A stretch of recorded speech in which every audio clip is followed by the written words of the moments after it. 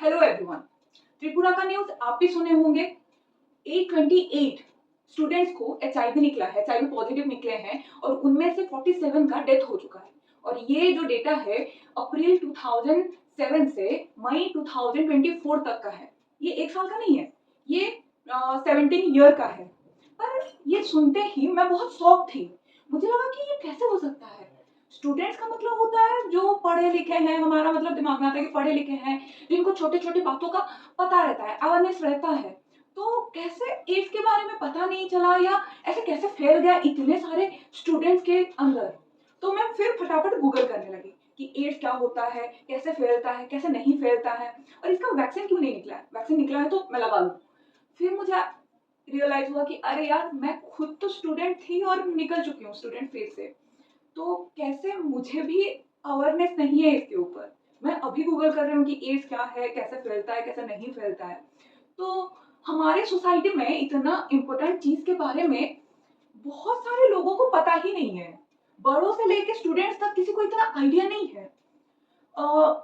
हम तो बात करने से ही घबराते हैं। जैसे मुझे पता ही नहीं है कि मेरे बड़ों को इसके ऊपर अवेयरनेस है या नहीं है, क्योंकि मैं कभी बात ही नहीं की हूँ इस टॉपिक पे। हम घबराते हैं कि एड्स, इसके ऊपर कैसे बात करें। हमारे अंदर ऐसा आता है। एड्स होता है एक्वायर्ड इम्यून डेफिशिएंसी सिंड्रोम, जो एचआईवी वायरस की वजह से होता है। एचआईवी होता है ह्यूमन इम्यूनो डेफिशिएंसी वायरस। ये एक वायरस है, एचआईवी एक वायरस है। एड्स एक बीमारी है, डिजीज है। एचआईवी वायरस की वजह से एड्स डिजीज होता है। एक्वायर्ड मतलब अर्न, इम्यून डेफिशिएंसी मतलब एचआईवी वायरस जब अंदर घुसता है, बॉडी के अंदर घुसता है, तो इम्यून सिस्टम का बैंड बजा देता है। इम्यून सिस्टम की भारी कमी आ जाता है, जिसके वजह से हमारा बहुत सारा सिम्टम्स निकलता है। एक ग्रुप ऑफ सिम्टम्स को सिंड्रोम बोला जाता है। तो एचआईवी वायरस के बारे में पहले हम जान लेते हैं। एचआईवी वायरस का जो ऊपर का कवरिंग होता है, ऊपर का जो लेयर होता है, वो प्रोटीन का होता है, उसको कैप्सिड बोलते हैं। उसके अंदर न्यूक्लिक एसिड होता है, जो कि जनरली डीएनए या आरएनए होता है। कोई भी वायरस में उसका protein, sorry, nucleic acid DNA हो सकता है या आरएनए हो सकता है, और ये वायरस में आरएनए है, तो इसको आरएनए वायरस बोला जाता है। और ये एक रेट्रोवायरस है, क्योंकि रेट्रो मीन्स यहाँ पे उल्टा है। जनरली डीएनए से आरएनए बनता है, पर इस वायरस में आरएनए से डीएनए बनता है। तो डीएनए से जब आरएनए बनता है, उस प्रोसेस को बोला जाता है ट्रांसक्रिप्शन। जब आरएनए से डीएनए बनता है, उसको बोला जाता है रिवर्स ट्रांसक्रिप्शन। रेट्रो का मतलब होता है उल्टा यहाँ पे, और ये रिवर्स ट्रांसक्रिप्शन कराता है, इसीलिए इसको रेट्रोवायरस बोला जाता है। ये एक बहुत इंपॉर्टेंट पॉइंट है, जो इंपॉर्टेंट रीजन है, जो जिसकी वजह से हम अभी तक वैक्सीन नहीं बना पा रहे हैं। एड्स के, एड्स का वैक्सीन नहीं बन पा रहा है, क्योंकि आरएनए से डीएनए बना, एक बार म्यूटेशन हुआ, एक वेरिएंट बन गया, मैं उस वेरिएंट को पकड़ लूंगी, उसमें जेनोमिक सीक्वेंसिंग होगा और उसका मैं वैक्सीन बना दी। फिर मैं जब लगाने गई, फिर मैं देखी कि दूसरे दिन ये फिर से और एक वेरिएंट बना चुका है, आरएनए से डीएनए म्यूटेशन करके वेरिएंट बना दिया। फिर तीसरे दिन दूसरा एक वेरिएंट बन गया। तो ये हर दिन हर टाइम ये दूसरा दूसरा वेरिएंट बनाता है, जिसकी वजह से हमारे पास वो वैक्सीन बन नहीं पाता है, वो सक्सेसफुल 100% सक्सेसफुल हो नहीं पाता है। तो इसका दवाई है पर वैक्सीन नहीं है। 40 साल पहले ये बीमारी पता चला था। पहले ये बंदर से आया है, जैसे कोरोना वायरस चमगादड़ से आया था, ये बोला जाता था।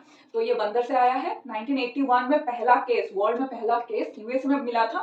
फिर 1986 में इंडिया में मिला था पहला केस, इंडिया का पहला केस, और वो चेन्नई में मिला था। उसके बाद हर साल हजारों लोग अफेक्टेड भी होते हैं और हजारों लोगों का डेथ भी होता है। आपको लगेगा कि हजारों लोगों का डेथ होता है एड्स के बारे में, और हम एड्स के बारे में बात ही नहीं कर पाते हैं, हम डरते हैं। ये बहुत जरूरी है कि हमारे अंदर ये अवेयरनेस रहना चाहिए कि एड्स कैसे फैलता है। एचआईवी वायरस हमारे बॉडी के अंदर घुस गया तो हम टेस्ट करवाएंगे तो वो एचआईवी पॉजिटिव निकलेगा, ठीक है, पर वो एड्स नहीं है। एचआईवी पॉजिटिव होना और एड्स का पेशेंट बनना दोनों अलग चीज है। एचआईवी पॉजिटिव बनने से एड्स तक का सफर 5 से 7 साल लग जाता है। वो इंसान 5 से 7 साल वो सफर करता है। उस 5 से 7 साल के अंदर एचआईवी वायरस हमारे बॉडी का इम्यून सिस्टम का मां बहन कर देता है, बैंड बजा देता है। कैसे? एचआईवी वायरस के ऊपर जो प्रोटीन लेयर है, हम बात किए थे प्रोटीन लेयर है, वो एक स्पेशल टाइप के रिसेप्टर के साथ कंपेटिबल है, उसको CD4 रिसेप्टर बोला जाता है।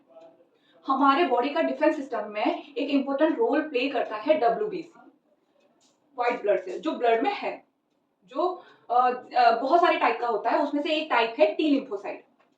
टी लिम्फोसाइट को HIV वायरस अटैक करता है, और टी लिम्फोसाइट के ऊपर एक स्पेशल टाइप का रिसेप्टर सेल रहता है CD4, जिसके साथ ये कंपेटिबल है HIV वायरस का प्रोटीन लेयर।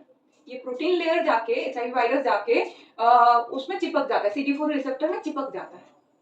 तो ये जो 5 से 7 साल का सफर था, उसमें HIV वायरस टी लिम्फोसाइट को खाते जाता है, खाते जाता है, खाते जाता है, टी लिम्फोसाइट ड्रॉप होता जाता है और हमारे इम्यून सिस्टम खत्म होते जाता है, होते जाता है, होते जाता है।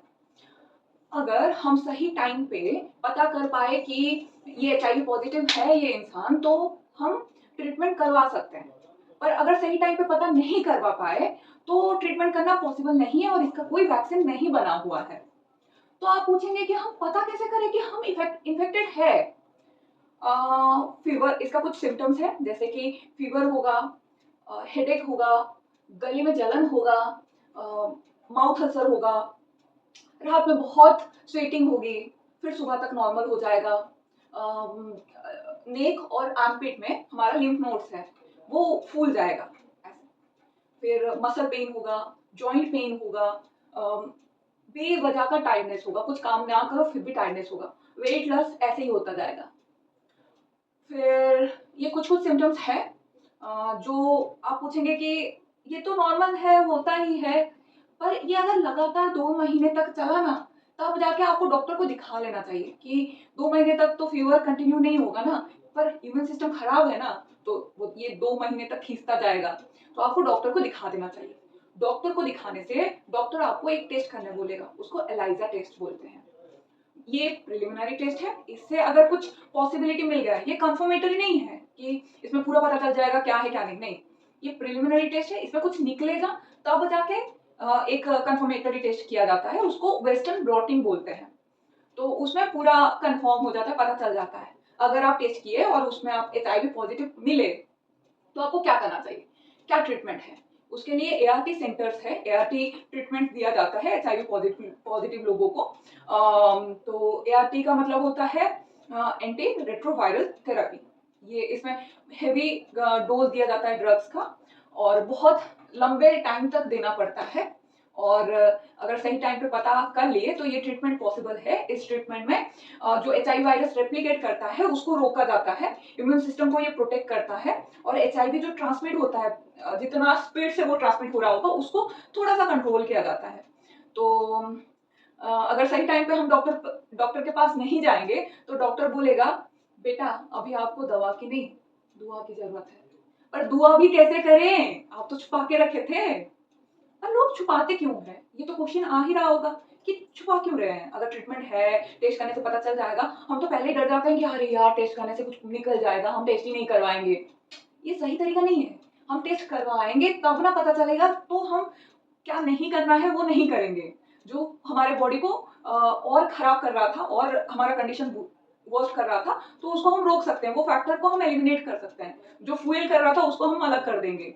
टेस्ट बहुत जरूरी होता है, कोई भी टेस्ट हो। एनुअल हेल्थ चेकअप तो जरूरी ही है और सबको करवाना चाहिए। तो क्यों छुपाते हैं? हमारे सोसाइटी में ना बहुत सारा मिथ्स है, जिसमें क्लैरिटी लाना बहुत जरूरी है, और स्पेशली एड्स को लेके बहुत सारा मिथ है। क्या एक ही घर में रहने से एड्स फैलता है, HIV फैलता है? नहीं, नहीं फैलता है। क्या बाइक में घूमने से फैलता है, एक ही बाइक में? नहीं फैलता। क्या मिलके ट्रैवल करने से फैलता है? नहीं फैलता। मिलके खाने से फैलता है? नहीं फैलता। क्या एक ही ईयरफोन से गाना सुनने से फैलता है? मैं अगर यूज कर रही हूँ और फिर किसी और को दे दी और मैं HIV पॉजिटिव हूँ, तो उसको क्या चला जाएगा? नहीं जाएगा। क्या हग करने से फैलता है? नहीं फैलता। हैंडशेक? नहीं फैलता। ये सबसे नहीं फैलता है। तो किस चीज से फैलता है? वही ना आगे समझेंगे। तो पहला पॉइंट है अनप्रोटेक्टेड सेक्सुअल इंटरकोर्स। 80% एड्स का केसेस या HIV पॉजिटिव का केसेस निकलता है अनप्रोटेक्टेड सेक्सुअल इंटरकोर्स की वजह से। अगर कोई लड़की एचआईवी पॉजिटिव है, उसका जो वजाइनल डिस्चार्ज है उसके थ्रू में एचआईवी ट्रांसमिट होता है, एचआईवी वायरस ट्रांसमिट होता है। अगर कोई लड़का एचआईवी पॉजिटिव है, उसका जो सीमेन होता है उसके थ्रू में एचआईवी वायरस ट्रांसमिट होता है। सेकेंड पॉइंट है प्रेगनेंसी। माँ और बच्चे के बीच में एक नाली रहता है, एक मेम्ब्रेन क्रिएट होता है, उसको प्लेसेंटा बोलते हैं। प्लेसेंटा के थ्रू माँ का ब्लड है उसमें से एचआईवी वायरस बच्चे के ब्लड में फ्लो करता है, तो माँ से बच्चों को ट्रांसमिट हो जाता है प्रेगनेंसी में। तो एचआईवी टेस्ट किया जाता है प्रेगनेंसी के टाइम पे। तीसरा पॉइंट है ब्लड ट्रांसफ्यूजन। मैं डोनर हूँ, मैं जब ब्लड दूंगी मैं कंफर्म होना चाहिए कि मुझे एचआईवी नहीं है, नहीं तो मेरा ब्लड बैंक से थ्रू में इस रिसीवर के पास पहुंच जाएगा और उसको एचआईवी वायरस मिल जाएगा बेवजह। तो ब्लड ट्रांसफ्यूजन से मिलता है। फिर फोर्थ पॉइंट है ड्रग एडिक्शन। त्रिपुरा वाला केस जो मैं स्टार्टिंग में बताई थी कि 828 स्टूडेंट्स जिनका एचआईवी पॉजिटिव निकला है और उनमें से 47 का डेथ हो चुका है, वो कैसे हुआ था? उसका मेन रीजन था drug addiction. For example Superman और शक्तिमान दोनों दोस्त हैं। सुपरमैन एचआईवी पॉजिटिव है, शक्तिमान नेगेटिव है, एचआईवी नेगेटिव है। सुपरमैन अभी तो बहुत तरीके का ड्रग्स लिया जाता है, बहुत सारे वेज हैं। कभी ओरल लिया जाता है, इंट्रावेनल लिया जाता है। तो एक इंजेक्शन में इंट्रावेनल ड्रग्स सुपरमैन ले रहा था और फिर लेते लेते बोला कि भाई तू भी थोड़ा सा ले ले, तो सेम इंजेक्शन यूज करके शक्तिमान भी ड्रग्स ले लिया। अब सुपरमैन पॉजिटिव था, इंजेक्शन के थ्रू शक्तिमान भी पॉजिटिव बन गया। तो ये बहुत बड़ा रीजन है त्रिपुरा में स्टूडेंट्स में इतना सारा जो केसेस निकला है। तो सिर्फ त्रिपुरा में नहीं निकलता है, हर जगह पे निकलता है और ये एक बहुत बड़ा रीजन है। फिर फिफ्थ पॉइंट है स्टेरिलाइजेशन। अगर हम इंस्ट्रूमेंट का नहीं किए हैं और वैसे यूज कर लिए हैं तब भी हो सकता है। जैसे कि हम अगर इंजेक्शन दे रहे हैं तो पैकेट से फाड़ के वो निकालेंगे, नया वाला देंगे, ये हमें ध्यान रहना चाहिए।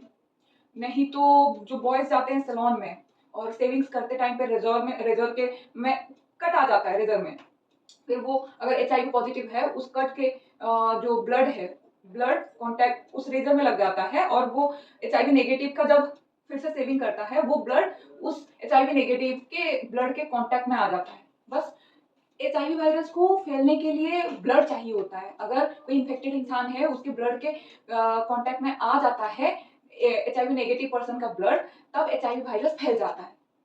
तो एक तो सीमेन चाहिए या वजाइनल डिस्चार्ज चाहिए या ब्लड चाहिए एचआईवी को फैलने के लिए। बाकी जो लैक्टेटिंग मदर होते हैं उनके जो दूध होता है उसमें भी एचआईवी वायरस रहता है, यूरिन में रहता है, छोटे मोटे अमाउंट में मिलता है और सलाइवा में भी रहता है। मैं बोली थी मिलके खाने से एचआईवी नहीं फैलता, पर हम किसी के मुंह से निकाल के तो नहीं खाते हैं ना। हाथ पैर में तो कुछ नहीं है, वायरस नहीं, सलाइवा में है और सलाइवा मुंह के अंदर होता है, तो इसलिए मिलके खाने से नहीं फैलता है। सलाइवा में छोटे अमाउंट में एचआईवी वायरस रहता है।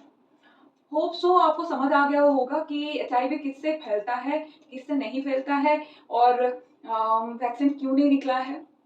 अगर हम हर दिन किसी एक को समझाए, अवेयर कर पाए तो बहुत बड़ा चीज होगा हमारे समाज के लिए। अगर आप समझा नहीं पा रहे हैं तो एक छोटा काम कर सकते हैं, वो कुछ सेकंड का ही होगा कि आप ये वीडियो उस तक पहुंचा दीजिए, शेयर कर दीजिए और ऐसे ही इंफॉर्मेटिव वीडियो सुनने के लिए आप मेरे चैनल को फॉलो करिए।